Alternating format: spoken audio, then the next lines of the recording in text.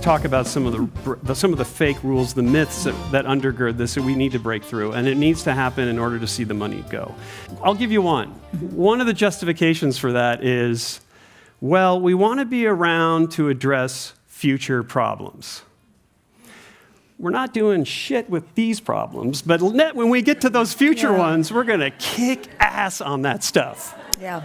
Now, the key phrase that many people in this room have had is, well, it's my money. Right. It's my money. I should be able to say what to.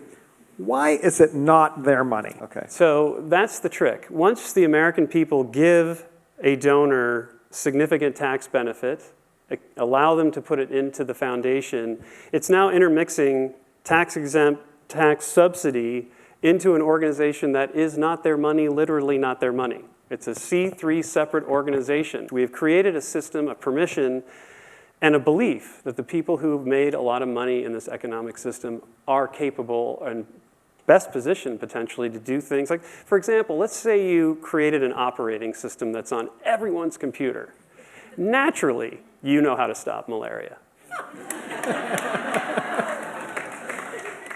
Are you confident that we will continue to have a culture of giving and civic altruism that can continue to pick up the gauntlet, that can pick up the baton as we go forward? Because I am curious if some of these foundations, when they say, if we don't preserve ourselves in perpetuity, no one else is going to do that. I'm very confident. There are a lot of wealthy Americans that are also giving to their foundations, and that gets clumped in there, so that money is getting caught in the trap and 5%. Yeah. But there is a healthy amount of philanthropy happening from Americans, and they are not getting the tax benefits like that. And there's, of course, as you mentioned earlier, there's the uncharted and uncategorized philanthropy that I'm sure all of you are doing. Somebody probably gave someone a cup of coffee today. Someone helped their neighbor. Someone helped their relative. So that's the question. Are we going to continue to give a tax benefit to get the wealthy to give? Because I have no concern about Americans giving.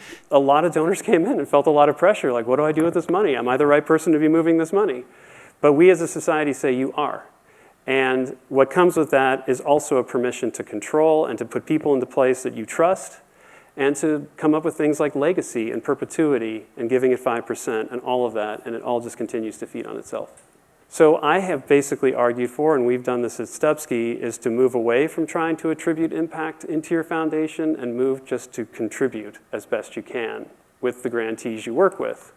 And that has been, we've made promises to ensure that we return all of our assets, we return the decision making, we return the power as best we can, and we try to break fake rules. And that's how we contribute. And we ask other foundations to think about, what promises are you making to be a good contributor to the organizations you support? What are you promising to do? So I really encourage foundations that are curious about spending down to start with their communities. Don't call me, because I'm not your community. I have some ideas about how to spend down. But talk to the community, talk to the grantees, find out the pace that they want to see you spend down at.